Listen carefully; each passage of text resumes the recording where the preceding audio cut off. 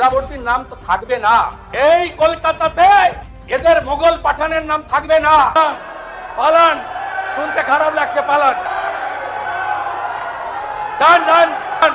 মাননীয় সদস্যগণের অনুরোধ, আপনারা বসুন।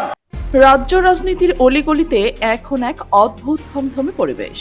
কান পাততেই শোনা যাচ্ছে একটা চাপা ফিসফিসানি, আর প্রতিটি সাধারণ মানুষের মনে উকি দিচ্ছে একটা জ্বলন্ত প্রশ্ন।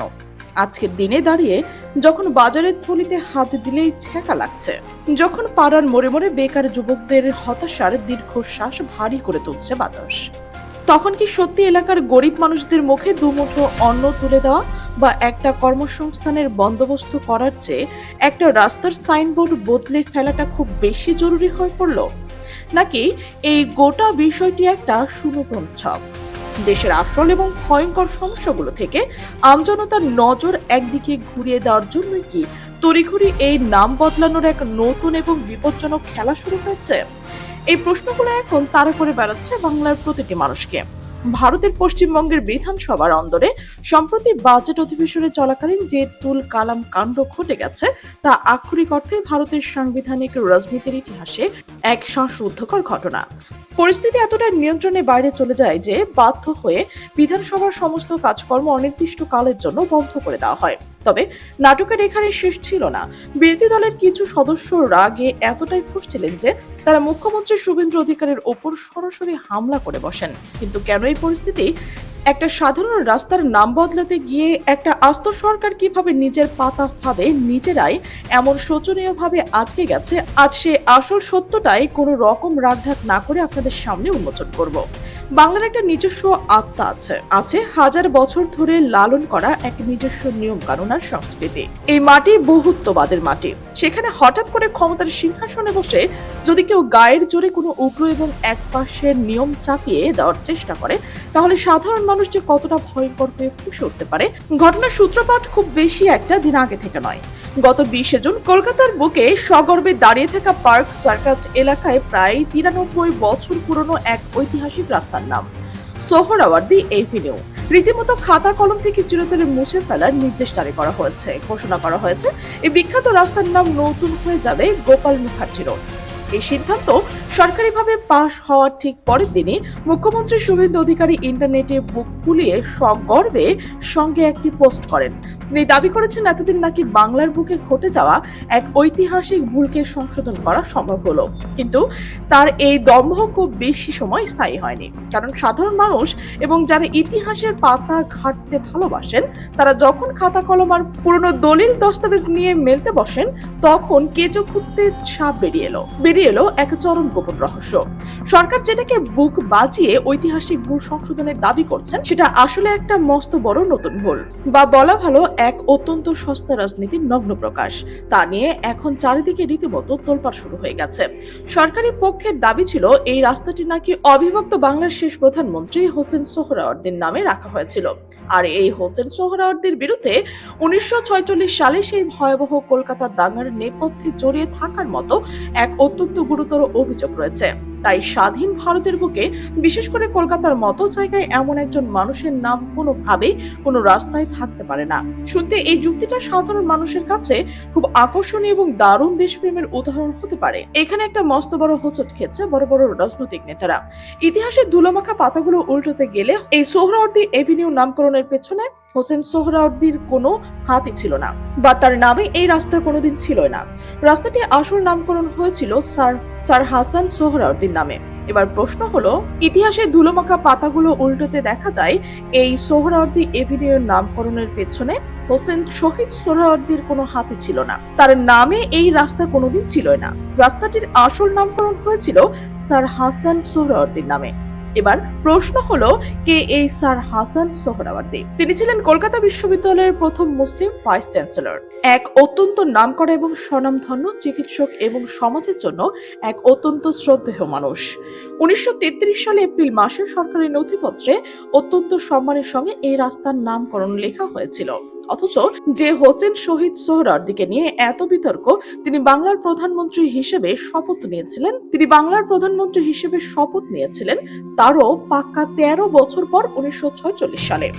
সম্পর্কে এই দুই সোহরাওয়ার্দী ছিলেন আসলে চাচা আর ভাতিজি। স্যার হোসেন সোহরাওয়ার্দী শুধু একজন চিকিৎসকই ছিলেন না, তিনি ছিলেন সেনাবাহিনীর একজন উচ্চ পদস্থ অফিসার। এমনকি 1932 সালে ব্রিটিশ গভর্নর স্ট্যানলি জ্যাকসনকে এক ছাত্রের প্রাণঘাতী হামলা থেকে নিজের জীবনের ঝুঁকি নিয়ে বাঁচানোর জন্য তাকে অনেক বড় উপাধিতে ভূষিত করা হয়েছে। কিন্তু এত কিছুর পরেও তিনি ছিলেন একজন সাচ্চা দেশপ্রেমিক। দেশে তিনি নিজের প্রাণের চেয়েও বেশি ভালোবাসতেন। আর তাই তো নিজের মৃত্যুর ঠিক 1 মাস আগে দেশের স্বাধীনতা আন্দোলনের প্রবল টানে এবং দেশবাসীর প্রতি ভালোবাসায় ব্রিটিশদের দেওয়া সেই সুবিশাল উপাধিকে তিনি এক প্রকার লাথি মেরে ছুড়ে দিয়েছিলেন। এই চরম ঐতিহাসিক অজ্ঞতা নিয়ে বিরোধী দলের হেভিওয়েট নেতা পবন খেরা সরকারকে সরাসরি তীব্র ভাষায় আক্রমণ করেছে।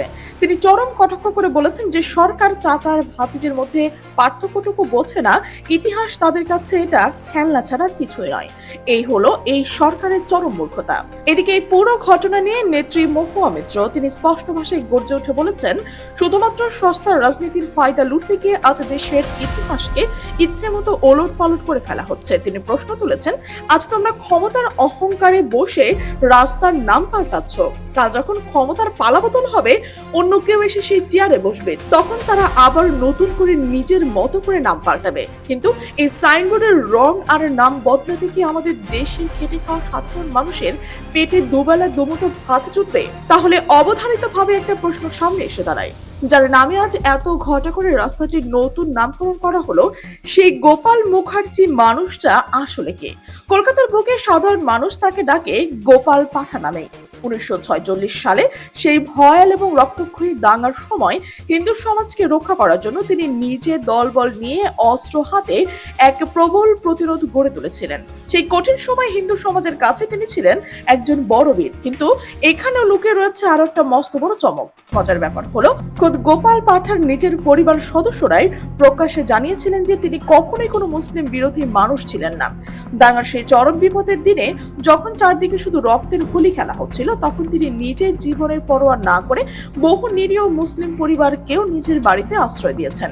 অথচ আজ অত্যন্ত নোংরা এবং বিভেদমূলক রাজনীতি করার স্বার্থে তার মতো একজন মানুষের নামটাকে কিভাবে একতরফা ব্যবহার করা হচ্ছে। মহুয়া মৈত্র বিধানসভায় দাঁড়িয়ে তিনি একটা চরম এবং অকাট্য প্রশ্ন তুলেছেন, যা আজ প্রতিটি সাধারণ মানুষের বুকের ভেতরের আর্তনাদ। তিনি তীব্র ভাষায় আক্রমণ করে বলেছেন, এই সরকার যখন সোনার বাংলা গড়ার রঙিন এবং সুন্দর স্বপ্ন দেখিয়েছে, মানুষের কাছে ভোট ভিক্ষা করতে এসেছিল, তখন তাদের সেই চকচকে ইস্তেহারে কি কোথাও লেখা ছিল যে তারা ক্ষমতায় এসে রাস্তার নাম বদলানোর খেলায় মেতে উঠবে? তখন তো তারা গলা ফাটিয়ে প্রতিশ্রুতি দিয়েছে যে রাজ্যে হু হু করে বড় বড় কারখানা ও ফ্যাক্টরি গড়ে তুলবে, যুব সমাজের বেকারত্ব চিরতরে দূর হবে, দেশের মানুষের ইনকাম বাড়াবে এবং সাধারণ মানুষের পকেটে টাকা উপচে পড়বে। কিন্তু আজ ক্ষমতায় আসার পর বাস্তব চিত্রটা কি কতটা ভয়ঙ্কর বাজারে গেলে দেখা যায় ভোজ্য তেলের দামে মধ্যবিত্ত ধরাছোঁয়ার বাইরে রান্নার গ্যাসের দাম আকাশ ছোঁয়া। আর সামান্য চাল এবং ডাল কিনতে গিয়ে সাধারণ গরিব মানুষের চোখে আক্ষরিক অর্থে পানি চলে আসছে। শুভেন্দু অধিকারী কেন এই রাস্তার নাম নিয়ে এত সস্তা খেলায় মেতে উঠেছেন?